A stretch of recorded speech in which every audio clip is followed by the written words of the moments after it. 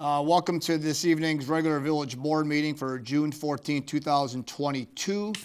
Prior to starting the board meeting, we do need to open a public hearing for the annual appropriations ordinance for the village of Shorewood, Will County, Illinois for the fiscal year beginning April 1, 2022, ending March 31st, 2023. At this point, I'll call the public hearing open regarding the appropriations ordinance. Is there anybody from the public that chooses to speak in regards to that? Seeing none, I'll take a motion to close the public hearing regarding the annual appropriations ordinance. So moved. Seconded. Motion Kirkland, second Selfridge. Roll call, please. Brockman, Yes. Carroll, Yes. Kirkland, Yes. and Selfridge. Yes. Okay, the public hearing for the appropriations ordinance is closed. At this point, please join me for the Pledge of Allegiance. I pledge allegiance To the flag of the United States of America and to the republic for which it stands, one nation, under God, indivisible, with liberty and justice for all.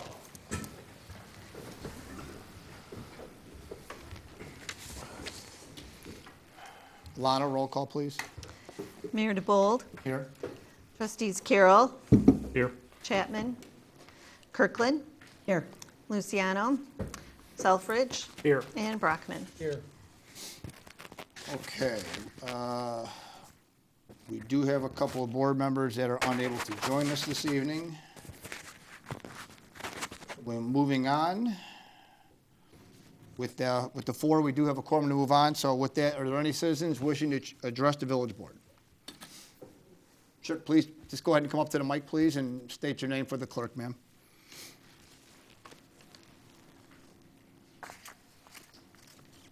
Good evening. My name is Marge Bollinger, and I'm a Shorewood resident for about the last 10 years now, probably more like 15. I'm here tonight representing Annie Ann's and TCBY as food truck owners. I understand there was a food truck ordinance drawn up, voted on, and put into the books, but we didn't have any feed from the food truck owners ourselves. Is this true? This is public comment. Okay. I was told that you ran a check of food truck owners in the area and none came up. Obviously, something was not right because many times we've had the village come out to our house and say the neighbors have complained about our food trucks. So obviously, you know that we have food trucks in the village. We have nothing against the ordinance itself except for that line that says we can't have it in our driveways. And I would just like to know why. You know, they're not rusty, they're kind of nice to look at, but there's no reason, absolute no reason why we have to pay these taxes and be told what to put in our driveway. That's just out of the question. Auntie Ann's has already informed the village that they will not be participating in any more events in Shorewood. And you do realize how much this hurts Shorewood. Right now, they've only been around for about a year and a half, and they already have 6,500 followers. So you figure these followers are coming, they're following the truck. So when Auntie Ann's parks in like Jewel, or maybe the bar, that brings people to the bar. That brings people to Jewel. So it's helping the economy. And it's just a shame when people are asking, when are you coming back to Shorewood? And we have to answer, well, we're not being treated very fairly there, so we won't be going there anymore. Do you guys want that kind of reputation? I wouldn't. In closing, I just want to ask why? What's the big deal with the food truck in the driveway? We put our work trucks in the driveway. Every one of us, landscape, concrete, all the trucks are parked in the driveway. We just ask for fairness. Also, now that you know that we have at least 3 food trucks in the area, can we maybe come together and devise a real ordinance, one that's fair for both sides? That's all I ask. Thank you. Thank you. And Lana, do you have her name for the record? Marge, your last name? Bollinger, B-O-U-L-A-N-G-E-R. Thank you. Any other citizens wishing to address the village board? Sir? Hi, my name is Mark William on the Citizens Advisory Committee, River Oak South, representing them. The reason I'm here today, there's been a number of concerns about the food trucks, and they've been brought to my attention with the residents. I'd like to go over some of the points that they've given me. The first one is safety issue. The mobile food vending vehicles are very large and many times block visibility of oncoming traffic, pedestrians, and most importantly, children walking and on their bikes. These vehicles need to be plugged in for refrigeration, creating a tripping hazard for pedestrians walking on the sidewalk and street. Residential area. River Oak South is a residential neighborhood, not an industrial park. Parking of these vehicles is an eyesore. Sanitation. Mobile food vending vehicles need to be cleaned. When they need to be cleaned, the sewage is being dispensed in the street and down our sewers. This will attract rodents, the chemicals will affect our sewers, and the streets will smell. Maintenance. Maintenance procedures are performed in the street and driveways. Equipment is being power washed in the street and driveways. And the last thing I want to mention, livelihood. We understand that people need to make a living, but we've checked into it and it's $80 per month to store a vehicle at Anchor Storage. I don't think $80 is that much for a business owner. In that, I'm submitting a petition signed by many of the residents, pictures, and the Anchor Storage pricing. That's all I have. Lana, So- that's fine. Lana, can you just make sure your name goes to the clerk so she has it also Sure, in the it's- record? And the please? petition and the other information for the record, please. Who gets rebuttal on that? This is just public comment, ma'am. No action is being taken on any of this evening. I would catch you. Okay. Can I keep this Yes, for the that's record? all. Okay. Thank you. Do I get a copy of that then too? It'll be made available once the minutes have been submitted to the board. Thank you. No problem. Any other citizens wishing to address the board? All right, let's move into this evening's consent agenda. Item number 1 will be approval of the regular meeting minutes, May 24th, 2022. Approval of accounts payable in the amount of $739,910.38. Approval of the payment in the amount of $13,111.36 to Teska and Associates for the comprehensive plan. Approval in the payment in the amount of $13,977.96 to TRIA for the new public works facility. Payment in the amount of $1,108,054.33 to PT Ferro for MFT. Payment in the amount of $17,395 for PT Ferro for the Route 52 bike path. Approval in the payment in the amount of $15,082.81 to E Environmental Solutions for the hazmat cleanup. Approval of the payment in the amount of $21,307.74 to Brightly for the annual support for the Public Works work order software. And item number 9 will be approval in the payment of the amount of $14,914.62 to Brandenburg Electronic Systems for the AV system at the Public Works facility. Are there any items a trustee needs removed, questions, or whatnot? Move to approve the consent agenda. I'll second. Motion Kirkland, second Carroll. Roll call, please. Kirkland, Yes. Selfridge, Yes. Brockman, Yes. and Carroll. Yes. All right, consent agenda is approved. Moving into this evening's reports and communications. We do have a presentation from the Will County State's Attorney, Jim Glasgow.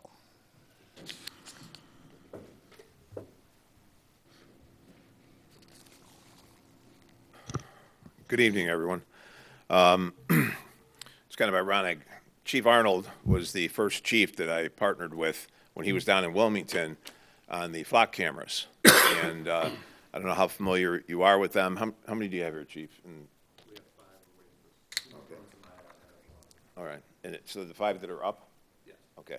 And then IDOT is another issue. If any of you know anybody at IDOT, the bureaucratic red tape, everywhere I go, it's 6, 8, 9 months of bureaucratic red tape before we can get these very valuable cameras up on the poles. And in the city of Joliet, that's basically where they first started. We solved a number of murder cases just because of those cameras. Now, these are just license plate reading cameras, but to pick up a suspect near the scene of the crime at the time of the crime changes everything. And, you know, these are violent offenders that might never have been apprehended. So it's been a pleasure just going around trying to offer these to the smaller municipalities, and they all partner up. When Chief Arnold could take you into his office and put you onto the flock system, and you could see throughout the entire county all the different flock cameras and how they're operating. And so if a carjacker comes into Will County from Cook County in a stolen car, it's immediately a hit at one of the flock cameras that's set up throughout the county, and everyone in law enforcement is notified that a stolen car from Cook County just entered Will County. That information is priceless. But what I can tell you is they're not coming here much anymore, because we've been able to arrest most of them, and they're in the Will County jail. If they get caught in Cook County, they don't go to jail. So it's the path of least resistance, and they're not coming here. And you have the, not the honor, but the notoriety of having a very unique arrest where there was a carjacking on Diversity Parkway in Chicago. And he was picked up on a flock camera on 294. State police gave chase. Well, the chase wound up in Shorewood, Illinois. And Chief Arnold and his crew got out there with the tack strips, flattened his tires, and we caught him. And I remembered from law school that your crime is not complete until you've made a full escape. Well, he never did.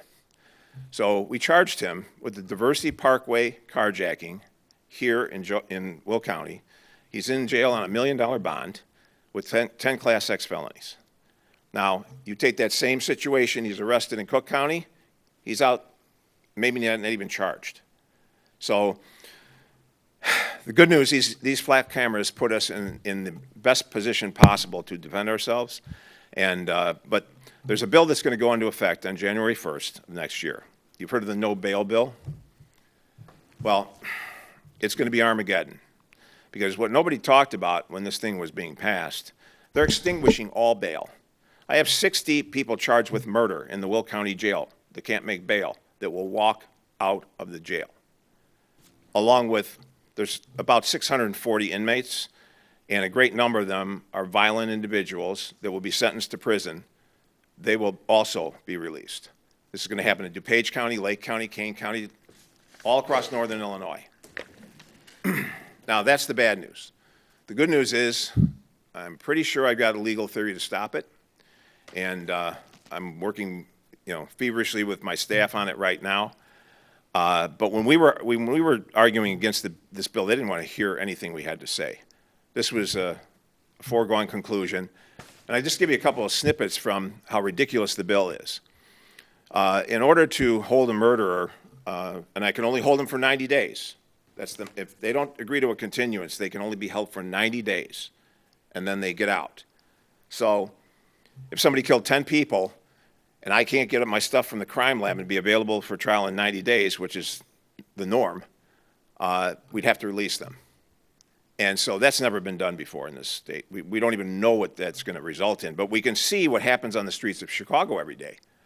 Last year in Chicago, every 2 hours someone was shot, and every 11 hours someone was murdered, like clockwork. And that type of situation could spread to the entire state. And I talked about the path of least resistance. Well, when the violent offenders realize that they're free to do what they want, they're not just going to stay in the Chicago area. They'll spread out. We also have gangs in our county. Fortunately, our officers do an excellent job of keeping that under control for the most part. But if you go to detain a murderer, you have to prove that there's a specific individual, the specific named individual, to whom they're a threat. Well, the only person we would know for sure is the person they murdered. Well, they're no longer available to be a victim, so we wouldn't meet our burden of proof. They've changed the burden of proof for detention to a higher standard than I have to get an indictment. Now, our founding fathers never thought that anyone would turn the entire apple cart upside down like this. If you read our Constitution, our Bill of Rights, whatever, it's all about, protecting the citizens against the government overreach, right? Well, now this thing has been flipped completely on its head. And we also have situations where I can move to hold a misdemeanor domestic battery defendant, and I can't hold a murderer. Now, that's a disproportionate punishment. Then we've got the situation where the judge, if the murderer doesn't show up for his next court date, I can't get a warrant. I have to ask for a rule to show cause, which is a civil pretty please order, come to court. Mr. Silverman can tell you about those. And if you think you're going to send one of your Shorewood officers into a gang neighborhood to serve a rule to show cause on a murder, I think the chief might think that's not advisable. Also, those process have to be served 48 hours before the court date. So if they're out searching for the guy and they find him 47 hours out, the paper's no good. They got to go back and get another one. It would absolutely turn the criminal justice system into a farce. And hopefully that's not going to happen. Cooler heads will prevail. We saw what happened in San Francisco. The guy just didn't enforce the law. And the liberal people who were there recalled him. So I think we're at a point now where the liberal people who thought this was a good idea are starting to wake up and realize that there has to be a balance in our system. We have one of the best systems in Will County here. We have problem-solving courts. We reach out to at-risk people that deserve a second chance more than any other county in the state of Illinois. And we have a 90% success rate in our drug court, where there's only 10% of those individuals that relapsed. Usually with drugs, it's 90% relapse. So we do a stellar job here balancing, making sure we go aggressively against the violent offenders, and then giving the people that need a second chance that second chance. So, again, I don't want to be the bearer of bad news. I just wanted you to be aware that this is coming because we didn't really talk about it when we were fighting against this bill. They kept calling me a fearmonger and a dog whistle, and I didn't mind the dog whistle. I love dogs. So I should have got more laughs than that. Anyway, the bottom line is I think we're going to survive this, and I'm hoping that, in the November elections that the citizens of the state say, look, I'm not voting for you unless you promise that you're going to be aggressive against violent criminals. If you want to talk about no bail for nonviolent offenders, let's sit down and talk. That we can do. But when you're talking about violent offenders, we see the cost of that. The city of Baltimore has the same population as this county. 400 murders last year. We had 12, and that's too many. But it doesn't take much to tip the scale to the chaos that we see across the country in St. Louis, New Orleans, Los Angeles. And then finally, New York City has 3 times as many people as Chicago. Last year, Chicago had 800 murders. New York had 400. They should have had 2,400 if they're on pace with Chicago. Carjackings, they had 500 to 1,800 in Chicago. So Chicago's the epicenter of violence in this country right now. And the people that got this bill passed, that's where they're from. And fortunately, my mother lied about how tall my dad was. I was at Catholic Charities in Chicago looking to be adopted. So they gave me a 5'6" dad. My dad was 6'2". Well, I wouldn't be standing here if my mother hadn't lied about how tall my dad was. My life has been one godsend after another. And the fact that I'm standing here with the opportunity to stop this bill is, I think, the big guy. So anyway, I'm sorry, I don't mean trying to turn this into a campaign speech, but this is something that we deserve safety. And I think that we need to maybe look at our various constitutions and put something into them about how the law-abiding citizens are entitled to fair and just laws to protect them. And that's not in there because our founding fathers never thought that our elected officials would pass something as crazy as this no bail bill. But it's there. We'll deal with it. If you have any questions, I'd be glad to take them at the office and what you guys can do to help. And but thank you so much for listening to me, and hopefully we'll we got a check here, a fake check to show you, but Sorry, I got a little off track. But this is a critical, yeah, this is a critical factor in keeping our streets safe.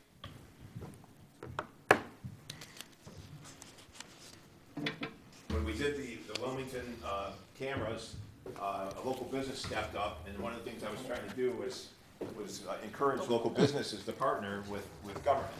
And if we can do that more, look at all the different things we could solve resource-wise and not put the burden totally on the taxpayers.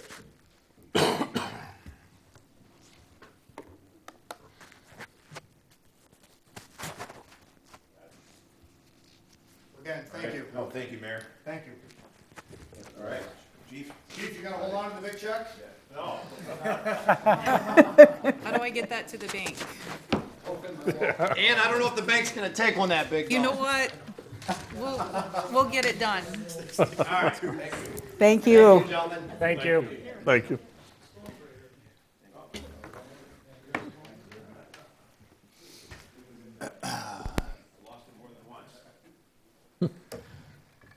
All right. With that done, we will move into this evening's order of business. Item number 1 will be consideration for approval of the annual appropriations ordinance for the Village of Shorewood, Will County, Illinois, for the fiscal year beginning April 1, 2022, ending March 31, 2023. Ms. Burkle. Thank you. This is the second read of our appropriations ordinance for the 2023 fiscal year.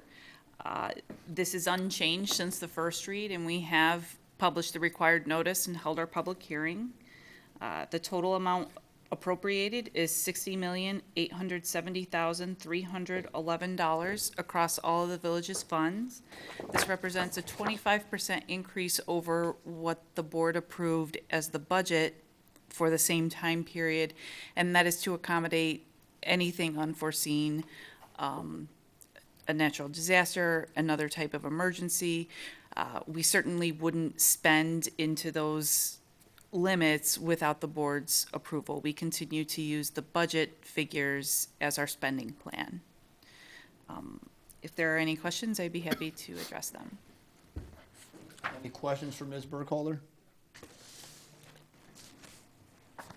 Move to approve the annual appropriations ordinance for the Village of Shorewood, Will County, Illinois, for the fiscal year beginning April 1st, 2022, and ending March 31st, 2023. Second. Motion Kirkland, second Carroll. Roll call, please.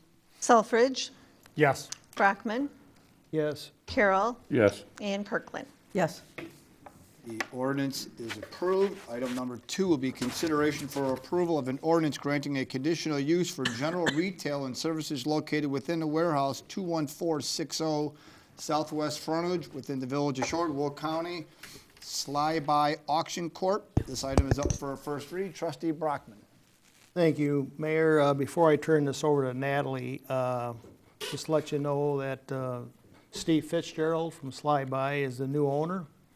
And I believe this is the third location that Sly-By has operated out of.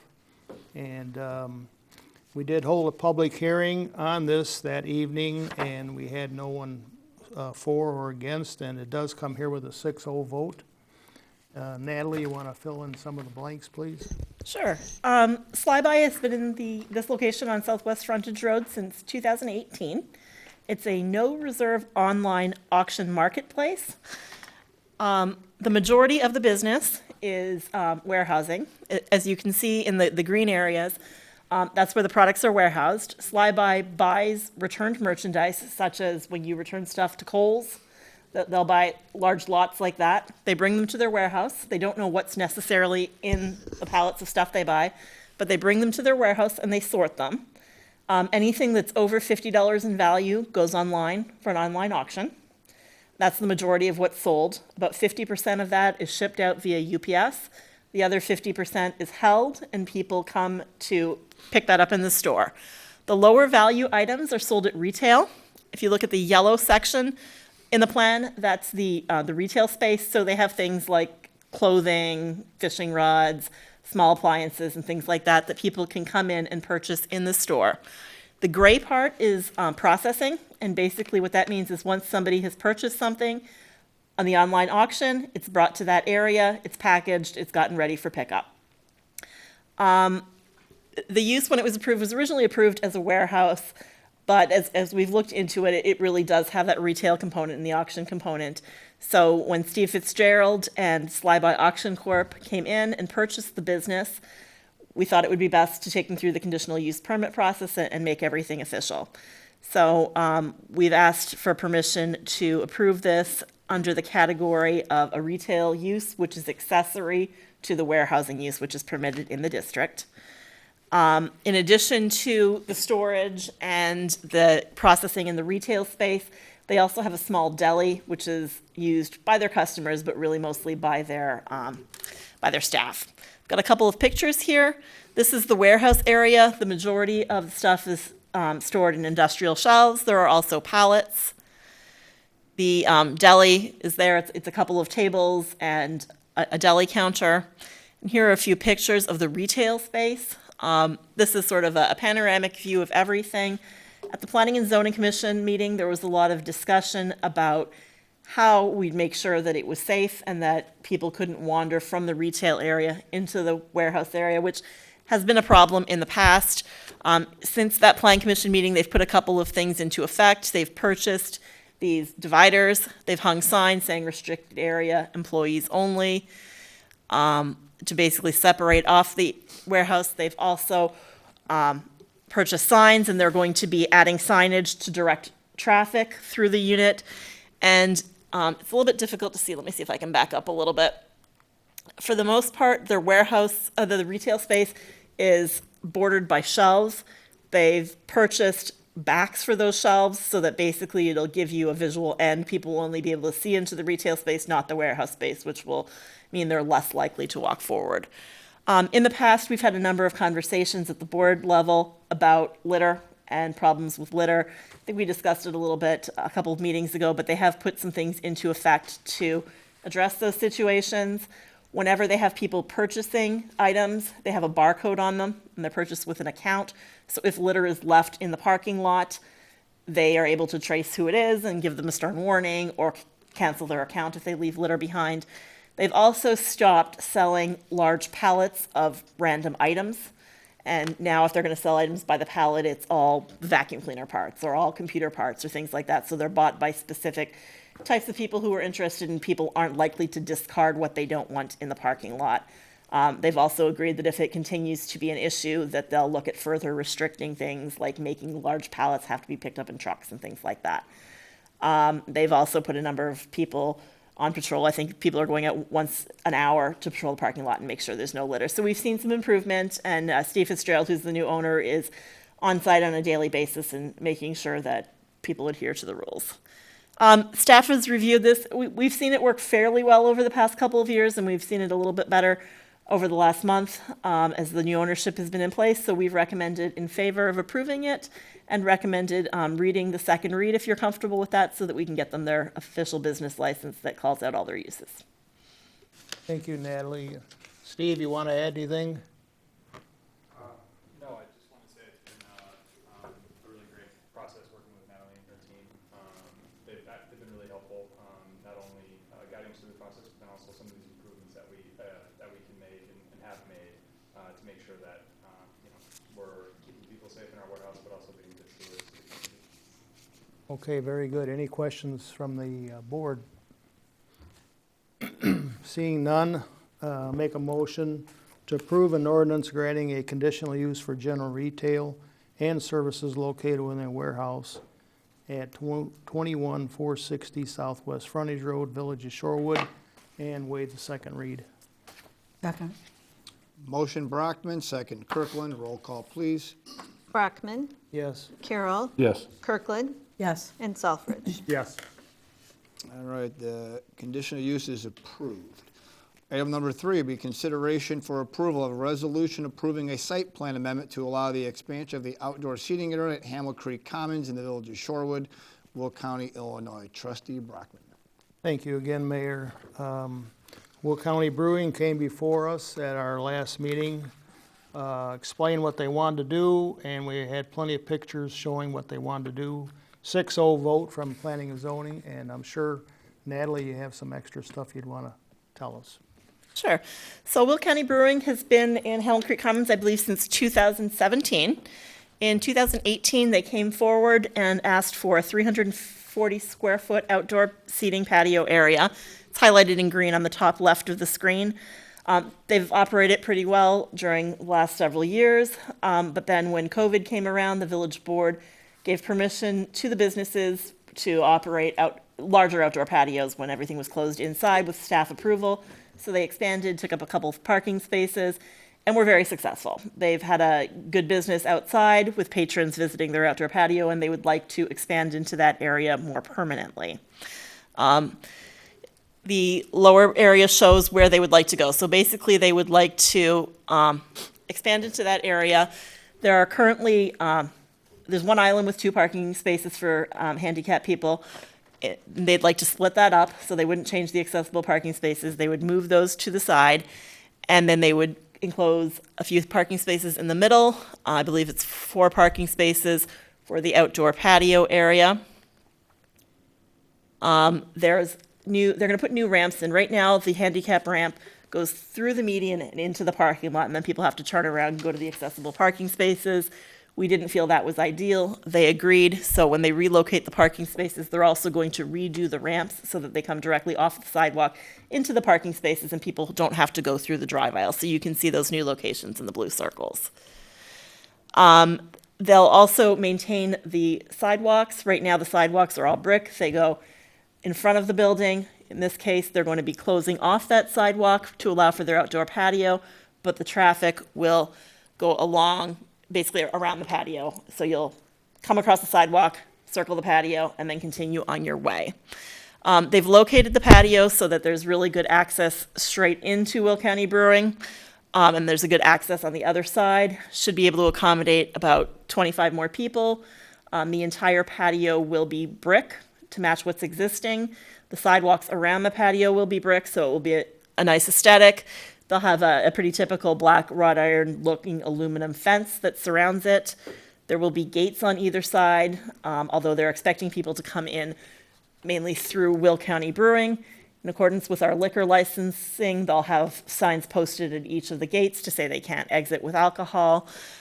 So that should work fairly well. Will County Brewing and Mauve Nosh and Libations have worked very well together since Mauve has opened. So they're actually going to collaborate on this project, and Mauve will also be able to serve in this area and allow their patrons to come to the area. So, in situations where 2 people are going out and one wants a beer and one wants a crafted cocktail from Mauve, they can both go and enjoy that in the patio. Because it is an outdoor area that's going to be serving liquor, they are subject to all of our liquor license regulations, so they won't be able to go past a certain time. They won't be able to have amplified noise and things like that. So there are things in place within our codes to make sure that they're not disruptive to the neighbors. Staff has reviewed it. We think it's a great project. We're excited to see them grow, and we've recommended approval, and also in this case recommended that you waive the second read so that they can get started. Okay, thank you, Natalie. Second read isn't indicated. Oh, I'm on sorry. this council, is there? Oh, you know what? I'm sorry. It doesn't need a second read because it's a Okay. resolution. I apologize. This is just a site plan. Okay, very good.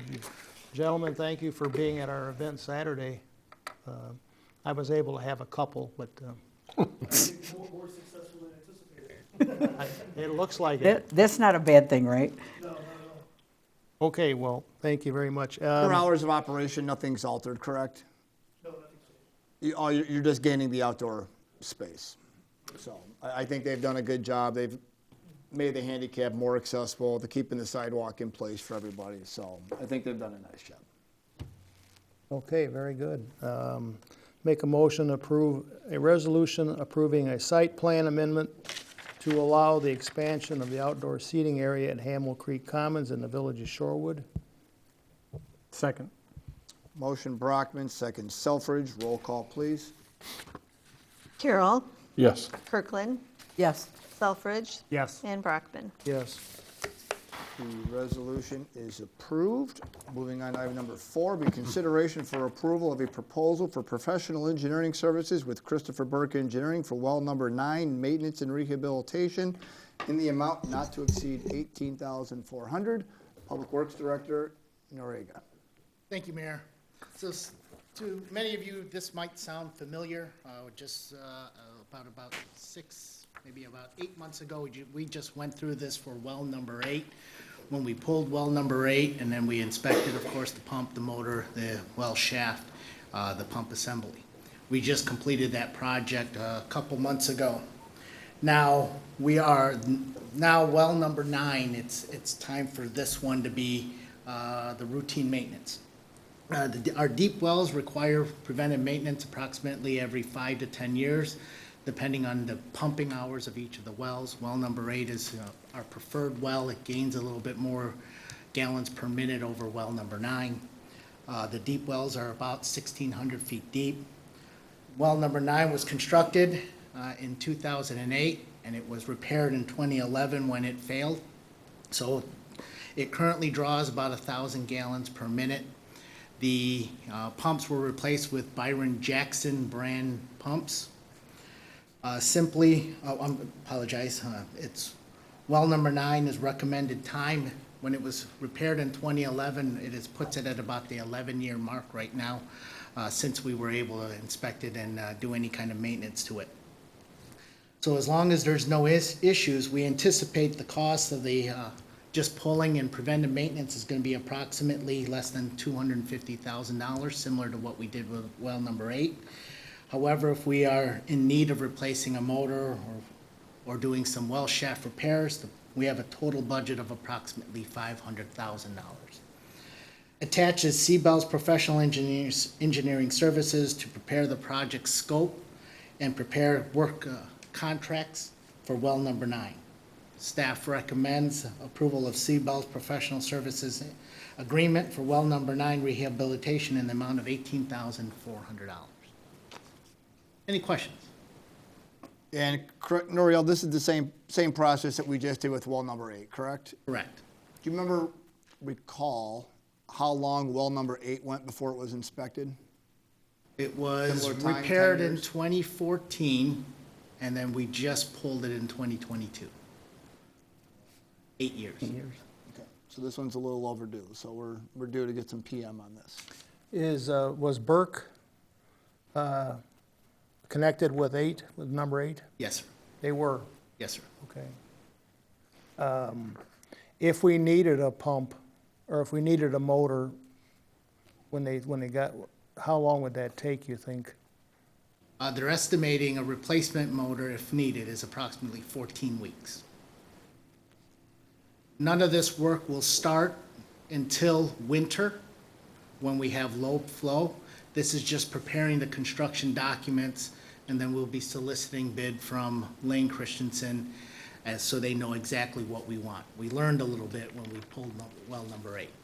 Similar to what we did well in 8, we did it prior to the busy season of the spring. This one we're going to do in the latter part when low flow aspect as well. So when we have a proposal from Lane that is acceptable on our end, we will be presenting that for your recommendation, for your approval. Any other questions? I make a motion to approve a proposal for professional engineering services with Christopher B. Burke Engineering for well number 9 maintenance and rehabilitation project in the amount not to exceed $18,400. Second. Motion Kirkland, second Carroll. Roll call, please. Kirkland, Yes. Selfridge, Yes. Brockman, Yes. and Carroll. Yes. Thank you. All right, we can get the documents ready. Item number 5 will be consideration for an approval of a resolution approving and authorizing the execution of a real estate contract and the purchase of 308 East Jefferson, Shorewood, Illinois. Administrator Klima. So pursuant to the discussions we had relative to 308 West Jefferson Street, had legal prepare a resolution. What we want to do is approve this tonight so that we can enter a due diligence period of 60 days.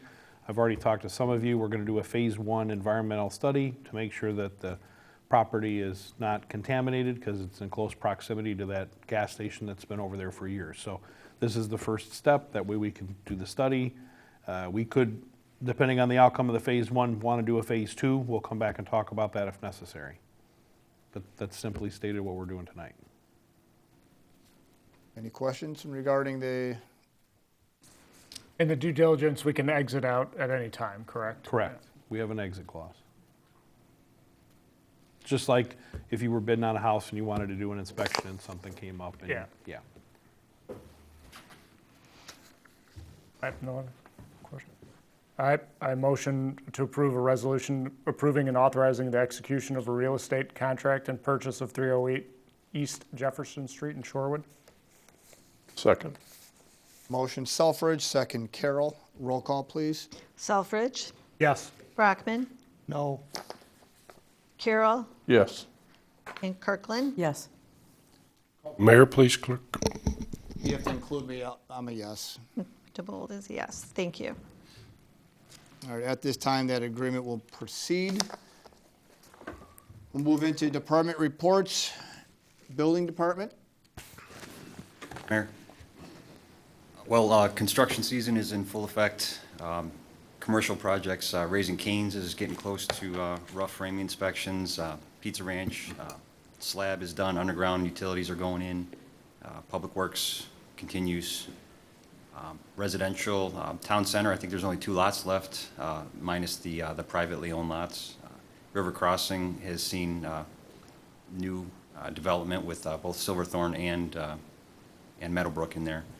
And MI continues to build like crazy out in Westminster Gardens. Code enforcement, we're busy with the tall grass and the Verton House. We have made contact with the owners and we are working with them. That's about it.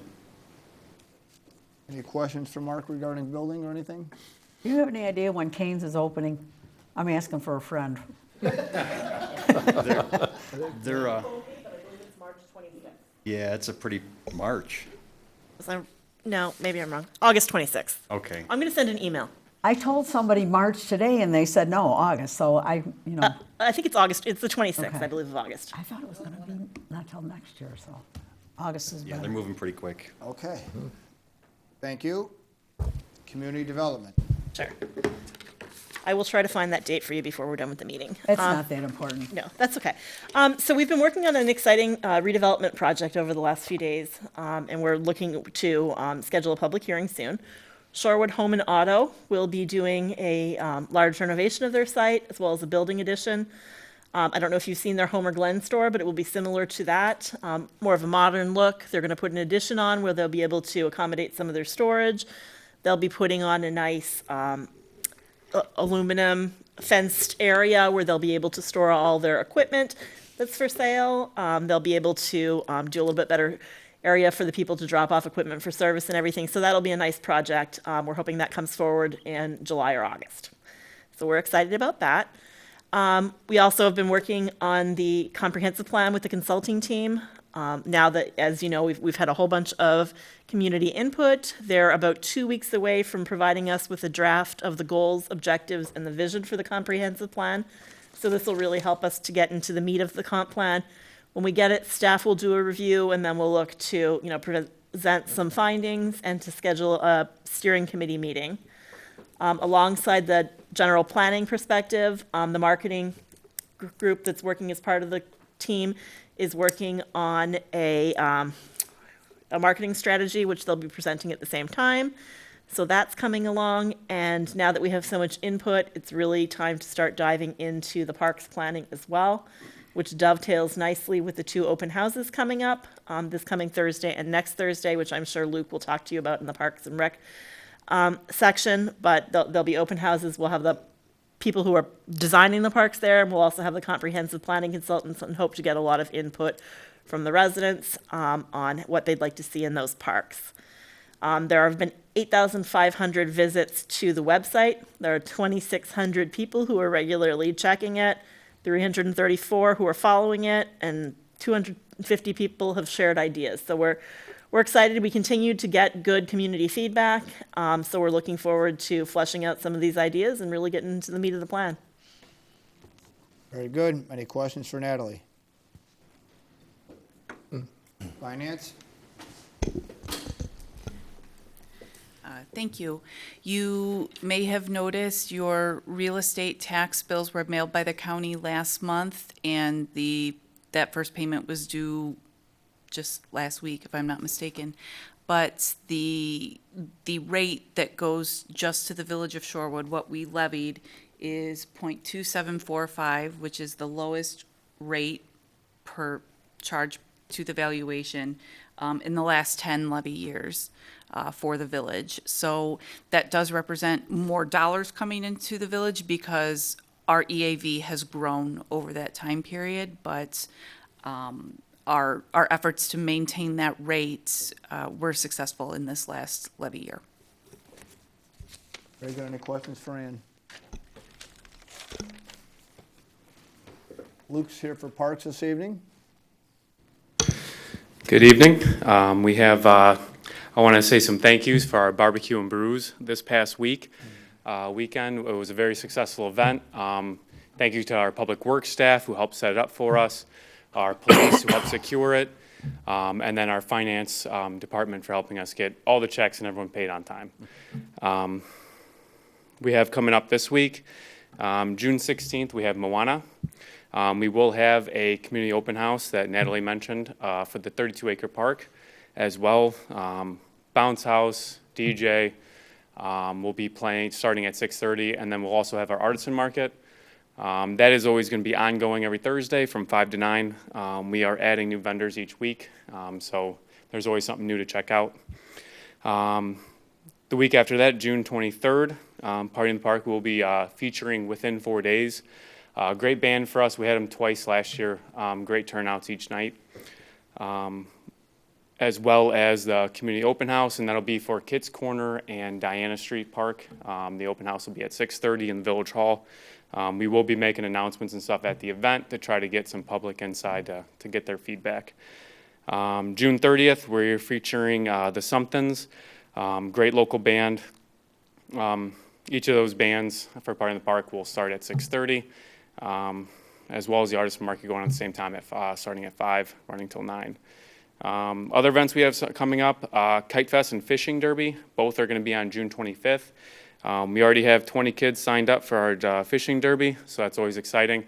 And we're always looking for volunteers to help measure the fish. I think the biggest one we caught previous years was a 16-inch bass. Great catch right out here in the pond. So any kid wants to join or anyone wants to help measure fish, we're always looking for volunteers. And Kite Fest is from 11 a.m. to 3 p.m. at Seni's Four Seasons Park. We always look for great wind for that day. We had some bad luck last year. We didn't have any wind, so kites didn't fly. But it's a great outing for your kids to come out, have a picnic, and see some pretty cool stunt kites. And that's all I got. Thank you. Thank you. If somebody's got any questions for Luke? We're good. Thank you, sir. Thanks. Chief Arnold? Just want to add on that this Thursday at Party in the Park, we will have our inaugural St. Baldrick's fundraiser. This has been planned for a few years now. The officers were going to do it in 2019, I believe, but because of COVID, they weren't able to do it. So it's going to go off this Thursday with all the other things going on. They've done a great job putting this together. They've got several donations from businesses and people in the community. Just today, Home Depot gave us a $300 electric lawnmower to raffle off, so there'll be a lot of raffle prizes going on. St. Baldrick's is the #1 fundraiser for childhood cancer research in the world. So we're really proud to be a part of it, and we look to have a good showing and donate some money. Everything that we raise, 100% is going to St. Baldrick's directly. We have people, so the officers will be shaving their heads, and we have a man coming in from Davenport, Iowa, who's been waiting to do a St. Baldrick's for 2 years, but because they were shut down, he's been growing his hair for 2 years. So he's driving from Davenport just to come and shave his head at our St. Baldrick's event. So it should be a good time. So if you can come out, please do. Are you shaving? Who's next? Just checking. All right, Public Works Director Noriega. Thank you, Mayor. So Public Works staff is out crack control treatment on various roadways throughout the entire village. We're approximately about 60% complete. We anticipate being completed by the end of the week. It is hot, but they're still chugging through. Staff is also addressing some of our weed concerns that residents had voiced their concerns over at some of our playgrounds. We believe we got a handle on all of that as well. Staff has also started knocking down some of the longer weeds along Route 52, if you haven't seen the tractor with the boom mower out.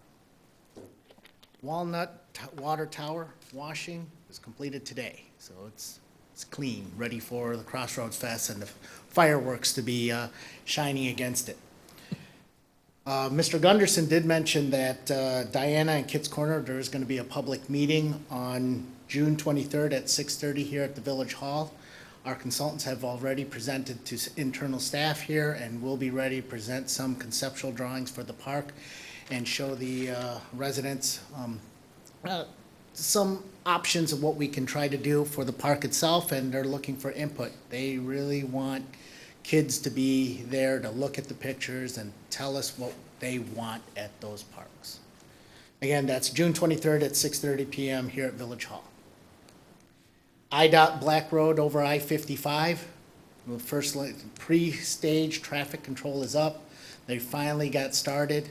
Much of the delay was for some underground utility conflicts that the contractor had to work through with the pre-signal installation. Now that that is done, you see them out there working on a little bit of pavement widening at the northeast corner of frontage and Black itself. Stage 1 traffic control, as soon as they're completed in a week and a half, is anticipated, where they will be closing both eastbound lanes into Joliet, and there'll be one lane in each direction on the westbound lanes. The Public Works facility is approximately 82% completed. The administration, the training area, the lunchroom, the locker rooms, all the mechanical, electrical, plumbing has been completed. Drywall, taping, all the mudding is also completed. They had started painting the walls. By the end of this week, if not beginning of next week, they're going to start installing the ceiling in those locations. Over at the shops, the mechanic area in the back of the building itself, all the mechanical, electric, plumbing is ongoing. They're almost complete. All the concrete floors have been poured. They will begin the CMU wall installation in the shops, and then they're going to start finishing up with the painting of the exterior and also in the interior. You might have seen some work on the outside, sidewalks, curbs. The fuel center pads have been poured today. The floors, the carpeting, the epoxy flooring, that will all begin next week. But I do have some bad news. So the aggregate union, Local 150, had started a strike last week. These are the three big quarry that supply stone in this area. They went on strike. So with that, there are concerns of being able to get stone, which the site work still needs to be completed and the garage still needs to be completed. The contractor's still working through with the subcontractors, PT Farrow, Martin, but they are indicating that there's going to be difficulty getting concrete for the garage flooring, and then, of course, the stone for the remainder of the site itself. As of today, we were still on track, except for the union strike now. Any questions? Administrator Klima. So Noriel and Jacques and I talk almost every day. We keep abreast of what's going on there in the building, particularly with the challenges we see. Pursuant to that, I had Tony get quotes for the extension on construction insurance. So if we need it, if we're not looking good, we'll bring that before you in July. It's not a exorbitant sum or anything like that, but we'll deal with that. But we've covered all the bases and all the contingencies. We'll just continue to monitor. The information changes every couple of hours, literally. So we'll just keep you abreast of that. Backtracking to the parks meetings, there has been a little confusion in the community. I want you guys to know that we had staff walk the neighborhoods that were targeted. So for the 32-acre parcel, we printed up a flyer. Noriel had summer help go and deliver it to River Oak South, River Crossing, and Lake of the Woods. So those residences had something on their door. It's been on social media. We've reached out to WJOL. I think we're going to have something for St. Baldrick's and maybe plug our meetings. We've also had it on social media. I reached out to John Farrick at the Patch. So we're trying to get as much exposure for these meetings as possible. Some people were under the under the idea that this was all part of the comp plan, and I said, no, these are specific for the parks, the 32 acre this week, the 2 neighborhood parks next week. So we've been trying to maximize that exposure, so we're trying to get that out. Other than that, I've got nothing else. Very good, thank you. Move into trustee comments. Trustee Brockman. No report tonight. No problem. Trustee Carroll. Just one thing, just compliments to the staff for Saturday. I thought it was quite a good turnout. A lot of people there. We ran out of food, I think, in the one truck, but We ran out of beer that's too, maybe a right? good thing to have. So, Very good, thank you. Great weather. Trustee Kirkland. Thank you. I also wanted to echo, great job on Saturday, I thought, especially for our first effort. I thought everything went well. And not to beat a dead horse, but people have the opportunity to come and voice what they want in their parks. Please come to the next 2 Thursdays and say what you want, because we don't always get that opportunity, and that's what we're trying to provide now that we haven't always done before, so. That's all I have. Very good, thank you. And Trustee Selfridge. Thank you, Mayor. Just want to echo the congrats to the staff and everyone, the vendors that participated Saturday. Despite the rain, it was still a very good time, and I know a lot of people that came from different towns just to come see it, so it was great. Thank you. Yeah, thank you. And I want to say the same thing. So to staff, to all the residents that came out, every department that was involved for this was the first time we did the barbecue and brews event. I saw many of the members there. I saw many members of our own staff there in every way, shape, and form. So again, this is another new event we did for the community, and very well done, very successful, and thank you to everybody that participated. So with that, we will not have an executive session this evening. I will take a motion to adjourn. So moved. Second. Motion Kirkland, second Selfridge. Roll call, please. Brockman, Yes. Carroll, yes. Kirkland, Yes. and Selfridge. Yes. We are adjourned. Thank you.